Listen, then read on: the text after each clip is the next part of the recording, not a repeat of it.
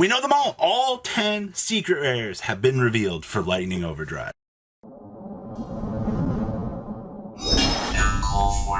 Make sure you guys smash your little crap out, subscribe button so you guys don't miss out on, well, the reveals. So, the first secret rare, we're going to talk about 10 of them, expected price points here. The first one is Moo Beta.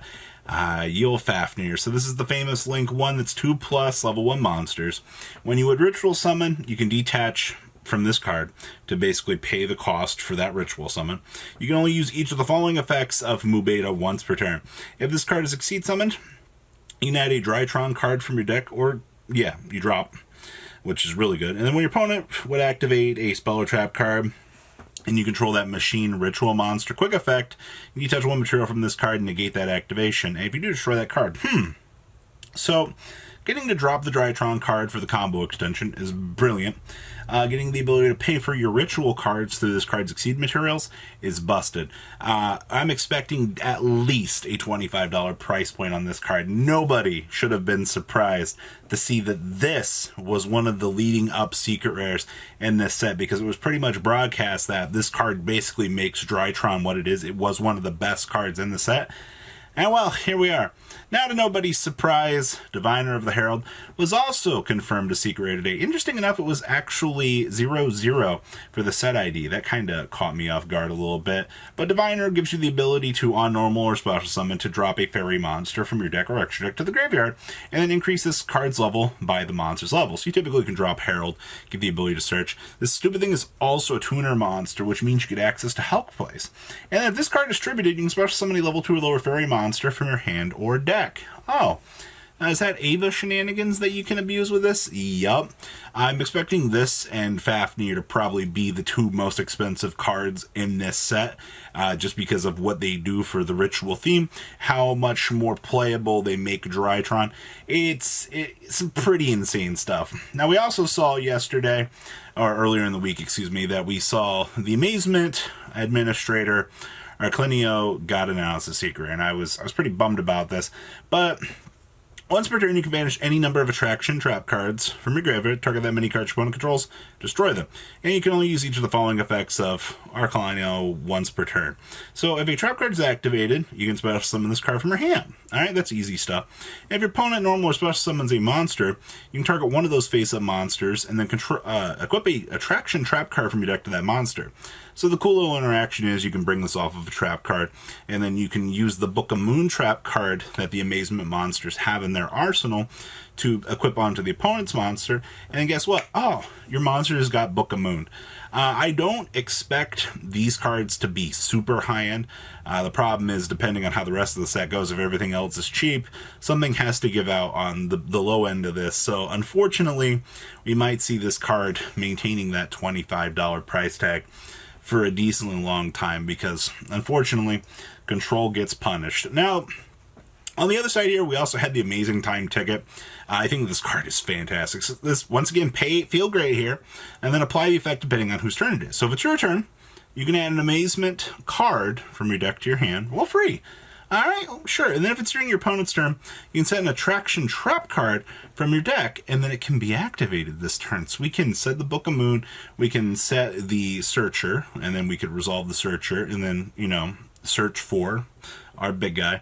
And then depending on what variant we're playing, if we're playing something like the Trap Tricks variant, we can, you know, search and do cool things with the Administrator off of the trap card that we get.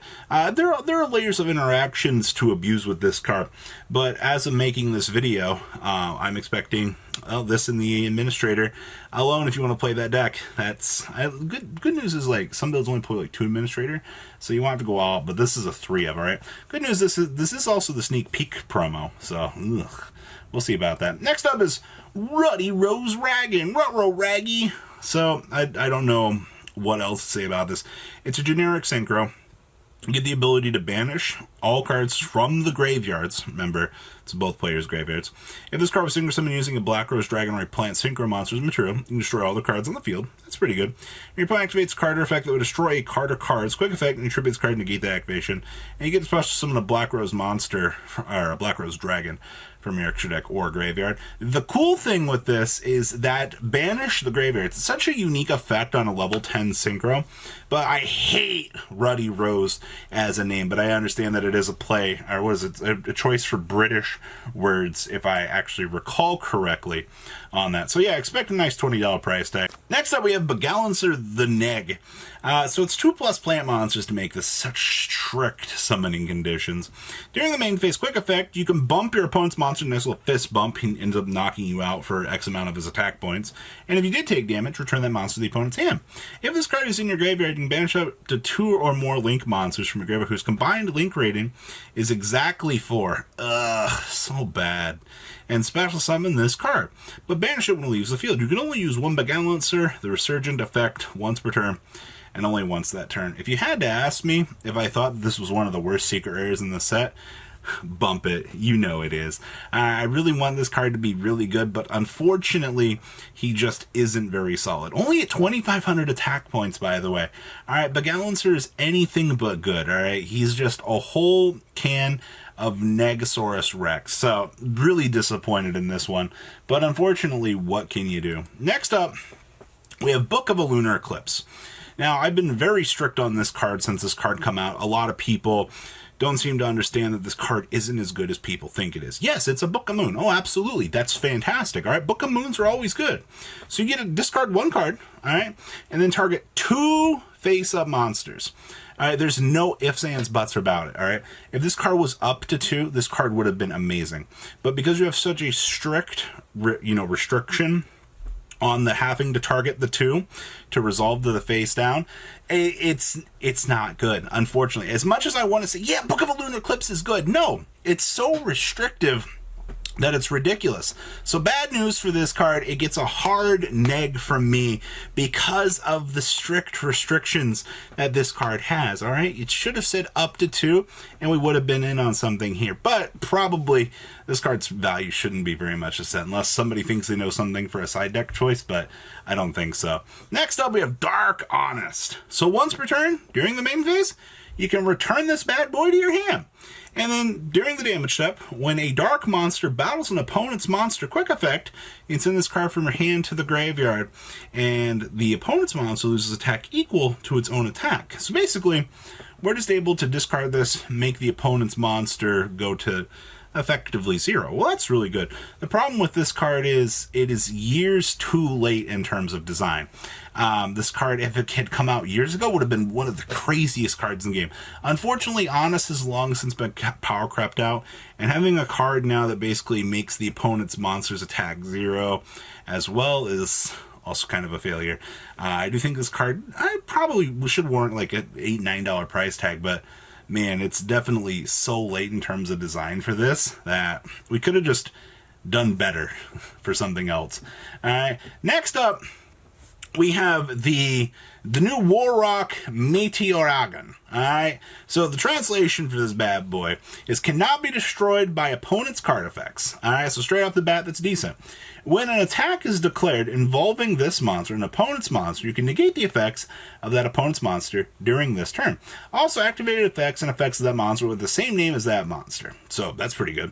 Then once per battle, or once per turn during the battle phase, when your Earth monster battles, quick effect, you make all Warrock monsters you control gain 200 attack till the end of the opponent's turn.